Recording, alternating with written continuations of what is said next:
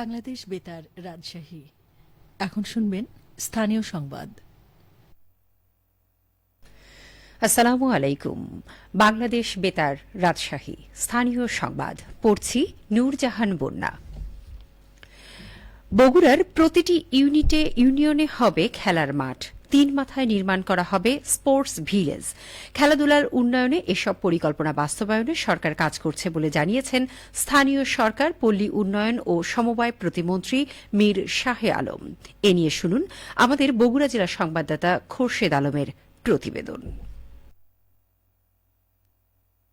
বগুড়ার খেলাধুলা অবকাঠামো উন্নয়নে ব্যাপক পরিকল্পনা নেওয়া হয়েছে জানিয়ে স্থানীয় সরকার, পল্লী উন্নয়ন ও সমবায় প্রতিমন্ত্রী মীর শাহে আলম বলেছেন, জেলার প্রতিটি ইউনিয়নে সরকারি জায়গায় একটি করে খেলার মাঠ নির্মাণ করা হবে। পাশাপাশি বগুড়ার 3 মাথা এলাকায় আরাফাত রহমান কোকর নামে একটি আধুনিক স্পোর্টস ভিলেজ নির্মাণের পরিকল্পনার কথাও জানান তিনি। বগুড়ার 13টি উপজেলায় 13টি মিনি স্টেডিয়াম হবে ইনশাআল্লাহ। তৃতীয় ঘোষণা, বগুড়ার 3 মাথা রেল স্টেশনের ওখানে পাশেই 60 বিঘা জায়গার মধ্যে আরাফাত রহমান কোকো ন্যাশনাল প্যারা স্পোর্টস ভিলেজ নির্মিত হবে 120 কোটি টাকা দিয়ে। বগুড়ার খেলাধুলাকে এগিয়ে নিতে প্রয়োজনীয় সব ধরনের পদক্ষেপ নেওয়া হয়েছে বলে জানান প্রতিমন্ত্রী। বগুড়ার খেলাধুলাকে এগিয়ে নেওয়ার জন্য বগুড়ার সকল সংসদ সদস্যদের নেতৃত্বে যা যা করার প্রয়োজন আমরা করব।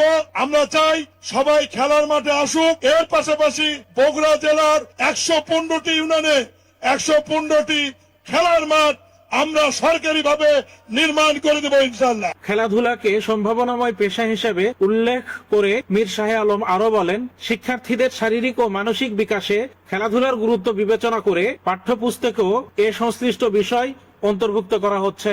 খেলাকে পেশা হিসেবে নেওয়া হয়েছে। প্রত্যেক খেলোয়াড় অবসরকালীন সময়ে যতদিন জীবিত থাকবেন সরকারের পক্ষ থেকে সম্মানী ভাতা পাবেন তারা। এটা সরকারের সিদ্ধান্ত। পাঠ্যপুস্তকে খেলাধুলা অন্তর্ভুক্ত করা হচ্ছে। সংশ্লিষ্টরা বলছেন, পরিকল্পনাগুলো বাস্তবায়িত হলে বগুড়ার খেলাধুলায় নতুন সম্ভাবনার দুয়ার উন্মোচিত হবে। খুরশেদ আলম, বগুড়া জেলা সংবাদদাতা, বাংলাদেশ বেতার, রাজশাহী।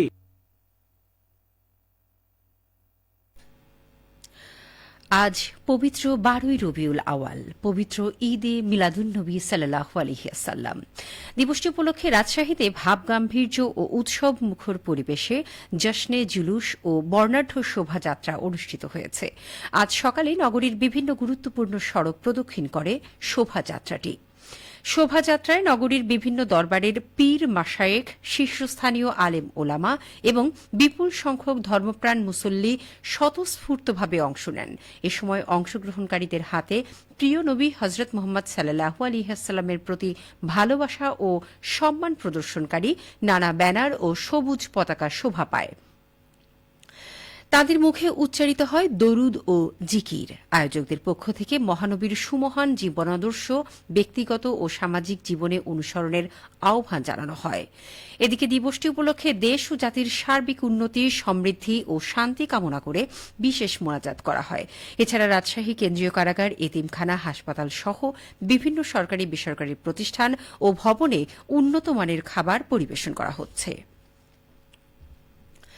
পবিত্র ঈদে মিলাদুন্নবী সাল্লাল্লাহু আলাইহি ওয়াসাল্লাম উদযাপন উপলক্ষে পাবনায় মহানবী হজরত মোহাম্মদ সাল্লাল্লাহু আলাইহি ওয়াসাল্লামের জীবন ও কর্মের উপর এক আলোচনা সভা ও দোয়া মাহফিল অনুষ্ঠিত হয়েছে।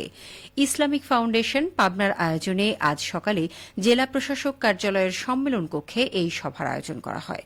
পাবনা জেলা প্রশাসক আমিনুল ইসলামের সভাপতিত্বে অনুষ্ঠিত সভায় প্রধান অতিথি হিসেবে বক্তব্য দেন পাবনা 5 আসনের সংসদ সদস্য অ্যাডভোকেট শামসুর রহমান শিমুল বিশ্বাস। অনুষ্ঠানে বিশেষ অতিথি হিসেবে বক্তব্য দেন পাবনার পুলিশ সুপার আবু আশরাফ এবং জেলা পরিষদের প্রশাসক জহুরুল ইসলাম বিশু প্রমুখ। প্রধান অতিথির বক্তব্যে শামসুর রহমান শিমুল বিশ্বাস বলেন, হজরত মোহাম্মদ সাল্লাল্লাহু আলাইহি ওয়াসাল্লাম ছিলেন মানবতার মুক্তির দূত ও সর্বকালের সর্বশ্রেষ্ঠ আদর্শ। তাঁর পবিত্র জীবন ও কর্ম অনুসরণের মাধ্যমে কেবল একটি শান্তিপূর্ণ, ন্যায়ভিত্তিক ও কল্যাণমুখী সমাজ প্রতিষ্ঠা করা সম্ভব। সভা শেষে দেশ, জাতি এবং সমগ্র মুসলিম উম্মার শান্তি, অগ্রগতি ও সমৃদ্ধি কামনা করে বিশেষ দোয়া ও মোনাজাত করা হয়।